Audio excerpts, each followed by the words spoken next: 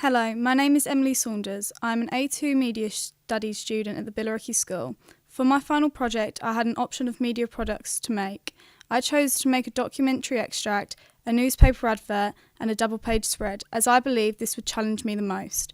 This was an example of cross-media synergy and cross-media convergence, as I would have to make sure that my products all linked so they were realistic. My product was a development from AS, as I only had to create an opening sequence for a film.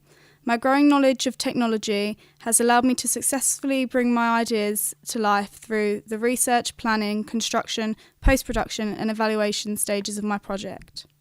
The first stage of using technology was in pre-production, when I began researching into real media products and theories via the internet.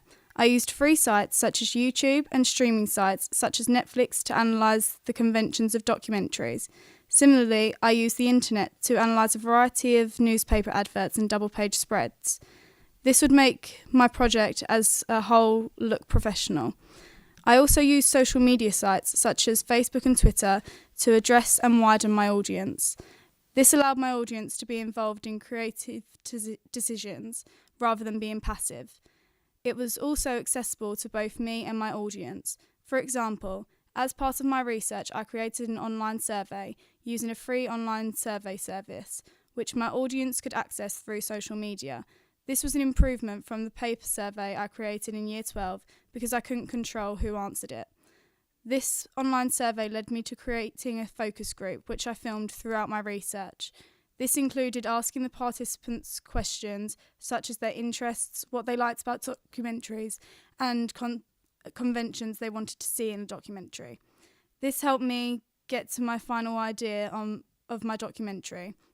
I was then able to upload these focus groups to YouTube, which is an example of democratisation. In Year 12, I created a shot list, script, and a storyboard. As I wouldn't be using narration and I didn't want to control what my interviewees said, I didn't create a script in Year 13. I created a variety of questions which were personal to my interviewees.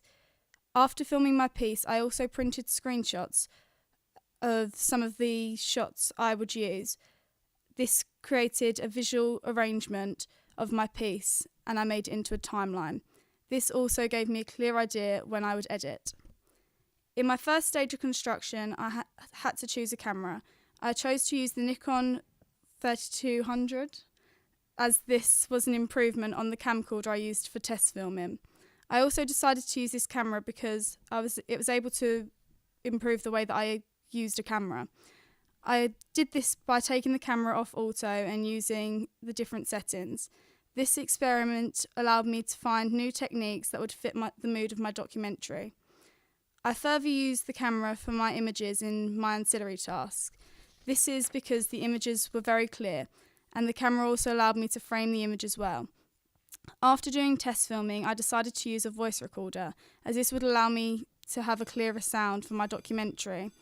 This made my work far more sophisticated. However, the voice recorder did still allow some ambient sound, which made a more realistic and lively feel to my documentary. When creating my double-page spread and my newspaper advert, I used extra lighting. This made my photography more sophisticated.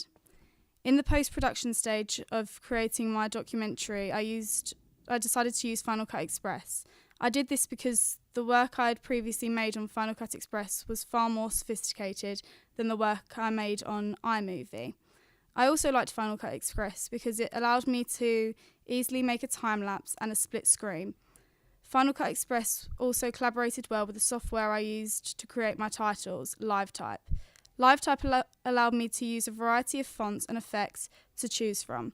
When I finally picked the one that would fit my documentary, it was an easy process to import it to Final Cut Express and fit it into my documentary. For the post-production of my ancillary tasks, I used Photoshop. I found Photoshop very easy to use. I used lighting and effects on Photoshop to ensure my audience would see the synergy between my print pieces. I used iPhoto in the making of my newspaper advert to see which colours I would like best. Firstly, I made it with all black and white. However, this didn't stand out enough.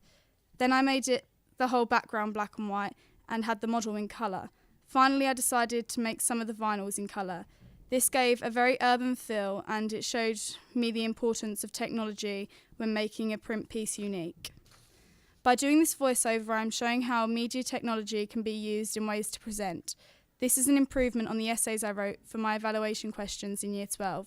I also decided to use the presentation site eMaze to evaluate my piece. This meant learning new skills on a website I had never used before. I did this because I believe that it presents my work in a far more sophisticated and professional way than an essay or even a PowerPoint. Furthermore, I used social media in my evaluation. This included sites such as Facebook and Twitter to find out others' opinions on my work. This is an example of cross-media convergence and how technology is used as a marketing tool.